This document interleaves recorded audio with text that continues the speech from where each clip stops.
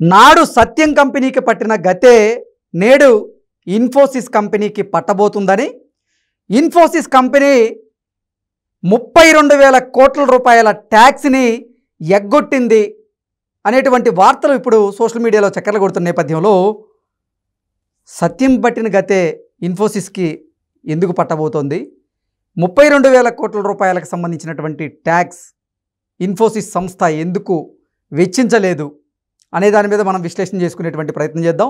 ప్రస్తుతం మనతో పాటు ఉన్నారు ప్రముఖ రాజకీయ విశ్లేషకులు, ప్రముఖ సీనియర్ జర్నలిస్ట్ సిఎస్ రావు గారు. సార్తో మాట్లాడదాం.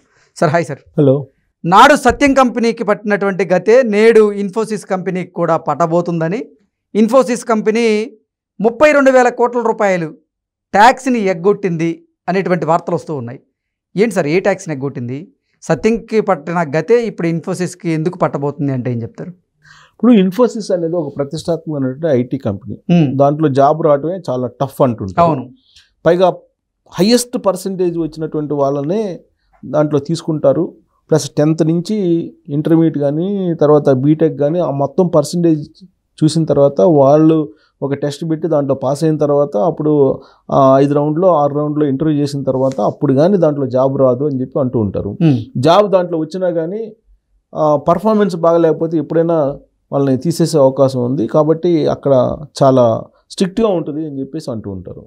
అంటే దాని అర్థం ఏంటి, చాలా డిసిప్లిన్ కలిగినటువంటి కంపెనీ, అంతే డిసిప్లిన్గా ట్యాక్స్ కట్టడంలో కూడా ఉంటుంది అని చెప్పేసి జనరల్గా దానికి ఉన్నటువంటి గుడ్ విల్.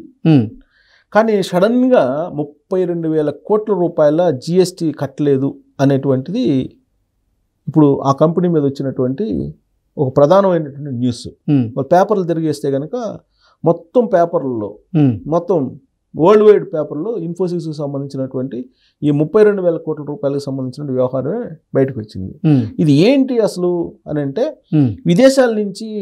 విదేశాల్లో కూడా ఇన్ఫోసిస్కి సంబంధించిన బ్రాంచెస్ ఉన్నాయి.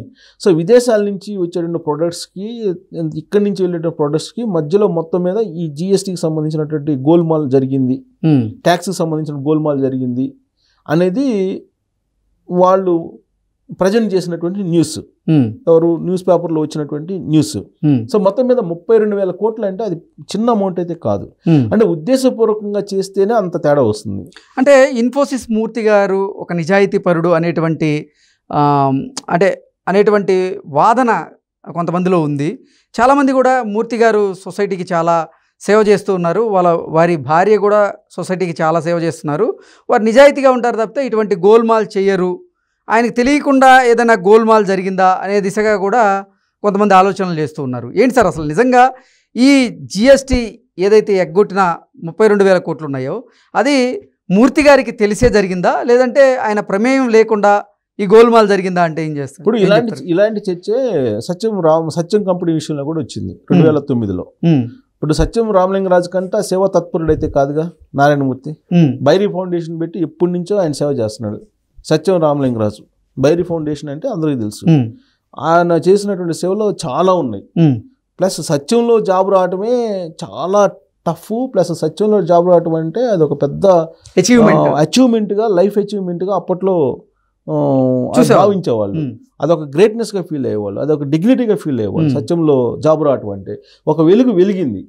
చంద్రబాబు నాయుడు ఫస్ట్ తొలి రోజుల్లో ఐటీని ప్రమోట్ చేసేటువంటి రోజుల్లో సత్యం రామలింగరాజుని ప్రపంచ వేదిక మీద కూర్చోబెట్టి ఇండియన్ కంపెనీలో సత్యం అనేటువంటి కంపెనీ అదొక మంచి ప్రొడక్టివిటీ ఇచ్చేటువంటి కంపెనీగా వరల్డ్ వైడ్ పేరు తెచ్చుకుంది.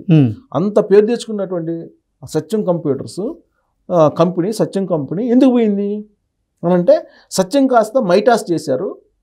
ఈ మైటాస్లో ఈ సత్యం ఫండ్స్ని డైవర్ట్ చేశారు. దాదాపు 4,000 కోట్ల రూపాయలు మిస్యూజ్ అయినాయి. దాని వెనుక అప్పట్లో ఉన్నటువంటి రాజశేఖర రెడ్డి ప్రభుత్వం, రాజశేఖర రెడ్డి యొక్క ప్రమేయం, రాజశేఖర రెడ్డి కుటుంబీకుల ప్రమేయం, అదే జగన్మోహన్ రెడ్డి ఇవే ఉన్నాయని చెప్పి రకరకాలుగా ఆ రోజు వచ్చినటువంటి న్యూస్. సో కారణం ఏమైనప్పటికీ అప్పట్లో వచ్చినటువంటి ఒక అభిప్రాయం ఏంటంటే, సత్యం అనేటువంటి ఒక సంస్థని ప్రపంచవ్యాప్తంగా గుర్తింపు తెచ్చారు చంద్రబాబు నాయుడు. ప్లస్ ఐటీని ప్రమోట్ చేయడానికి చంద్రబాబు నాయుడు చేసినటువంటి కృషి చేసి ఒక ప్రపంచంలో హైదరాబాద్ని ఒక గుర్తింపు తెచ్చేలా చేస్తే, రాజశేఖర రెడ్డి మాత్రం సత్యాన్ని ముంచేశాడు, సత్యాన్ని మూసేపించాడు అనేటువంటిది అప్పట్లో వచ్చినటువంటి న్యూస్.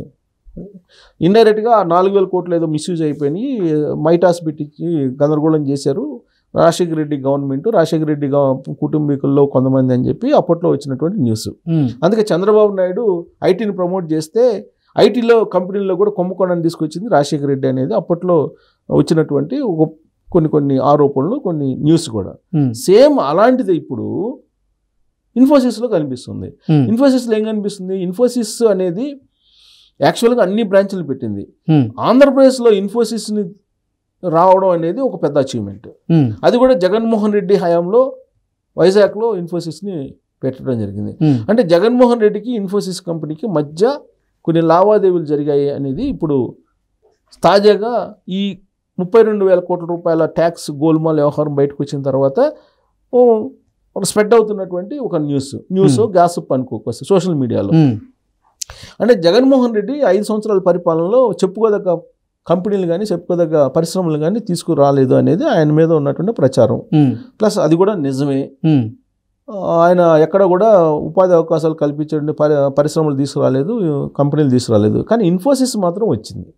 సో అంటే ఇన్ఫోసిస్ ఆంధ్రప్రదేశ్కి వచ్చిందంటే ఇన్ఫోసిస్ తోటి సత్సంబంధాలను అయితే జగన్మోహన్ రెడ్డి కలిగి ఉన్నాడు అని భావించడానికి అవకాశం అయితే ఉంది కదా. సో కాబట్టి ఇంకోటి ఏంటంటే అసలు ఎప్పుడూ లేని ఇన్ఫోసిస్ దానికి ఉన్నటువంటి గుడ్ విల్ అది కదా. ఈ 32,000 కోట్ల గోల్మాల్ ఏంటి అంటే దీని వెనక ఉన్న సాయిరెడ్డి యొక్క మైండ్, సాయిరెడ్డి యొక్క ఒక టాలెంట్ ఏమన్నా ఉందా అనేటువంటిది తెలుగుదేశం పార్టీ వాళ్ళు కొంతమంది ఇప్పుడు ట్రోల్ చేస్తున్నారు. ఇప్పుడు ఎప్పుడు లేనిటువంటిది ఇలా ఎందుకు కనిపిస్తుంది ఇప్పుడు? ఎందుకంటే ఈ సాయిరెడ్డి పేరు ఎందుకు తీస్తున్నారంటే ఆయన ఆల్రెడీ చార్టెడ్ అకౌంటెంట్గా ఉండి కూడా అనేక ఆరోపణలు ఎదుర్కొంటున్నారు. ఇప్పుడు చార్టెడ్ అకౌంటెంట్లకు అందరికీ కూడా ఉంది కదా, వాళ్ళు కూడా ఇప్పుడు దాని మీద కూడా ఆయనకు ఉండేటువంటి సర్టిఫికేట్ మీద కూడా కోర్టులో వేశారు. కోర్టు కేసు నడుస్తుంది. ఆయన చార్టెడ్ అకౌంటెంట్ లైసెన్స్ రద్దు చేయండి అని కూడా. ఇప్పుడు జగన్మోహన్ రెడ్డి మీద ఇన్ని కేసులు ఉన్నాయి, ఈడీ కేసులు కానీ సిబిఐ కానీ. కిట్ ప్రోకో నడిచింది. కిట్ ప్రోకో ఎవరు నడిపారు? ఈ సలహాలు ఇచ్చింది ఎవరు అని అంటే ఇమీడియట్గా వచ్చేది ఈయన పేరే, ఎందుకంటే A2గా ఉన్నాడు. సో ఇలాంటి ఐడియాస్ అన్నీ కూడా అక్కడి నుంచే వస్తుంటాయి. కాబట్టి ఇన్ఫోసిస్ ఆంధ్రప్రదేశ్లో రావడంతో సత్సంబంధాలు పెరిగాయి వీళ్ళకి. సో దీంతో ఈ గోల్మాల్ బయటకు వచ్చింది అనేటువంటిది ఒక గాసిప్ బయలుదేరింది ఇప్పుడు. అదే అది నిజమా కాదా అనేది భవిష్యత్తులో ఇంకా కొంచెం డెప్త్కి వెళ్తే కానీ తెలియదు. అసలు ఈ 32,000 కోట్ల గోల్మాల్ ఏంటి అనేది ఇప్పుడు ఇన్ఫోసిస్ వాళ్ళు క్లారిటీ ఇవ్వాలి. ఇంతకీ అసలు ఈ 32,000 కోట్ల జిఎస్టీని ఎగ్గొట్టిన వాటా వాస్తవేనా అంటే ఏం చెప్తారు? అంటే గోల్మాల్ జరిగింది అనేది అన్ని పేపర్లో వచ్చింది ఇవాళ. నేషనల్ పేపర్లో, ఇంటర్నేషనల్ పేపర్లో, రీజనల్ పేపర్లో అన్నింటిలో వచ్చేసింది. అది వాస్తవమే, గోల్మాల్ జరిగింది. అది ఇప్పుడు వీళ్ళ వర్షన్ వీళ్ళు చెప్తున్నారు, వాళ్ళ వర్షన్ వాళ్ళు చెప్తున్నారు. గోల్మాల్ 32,000 కోట్లు గోల్మాల్ జరిగింది అయితే వాస్తవమే. ట్యాక్స్ కట్టలేదు అనేది వాళ్ళు చెప్తున్నారు, సంస్థ చెప్తుంది.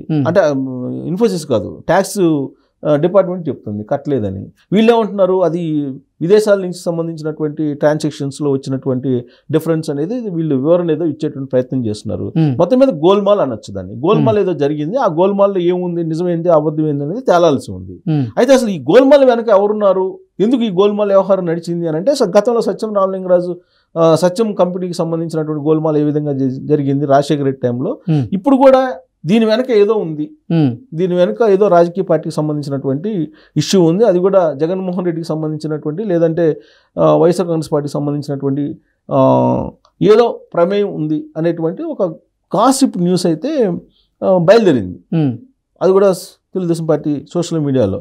మరి దీనికి తుది రూపం రావాలి, ఇది నిజమేనా, కేవలం ఊహాజనితమైందా అని అంటే మాత్రం సత్యం రామలింగరాజు ఇష్యూ ఏది జరిగిందో అలా ఇన్ఫోసిస్ జరగాలని మనం కోరుకోం, కానీ బయటకు వచ్చి చెప్పాలి ఇన్ఫోసిస్ అసలు ఏం జరిగింది అనేది. దీని మీద క్లారిటీ ఇవ్వకపోతే ఇలాంటివి స్ప్రెడ్ అవుతూ ఉంటాయి. బట్ ఇన్ఫోసిస్ లాంటి పెద్ద కంపెనీకి సంబంధించి ఇలాంటివి రావడం అనేది దురదృష్టకరం.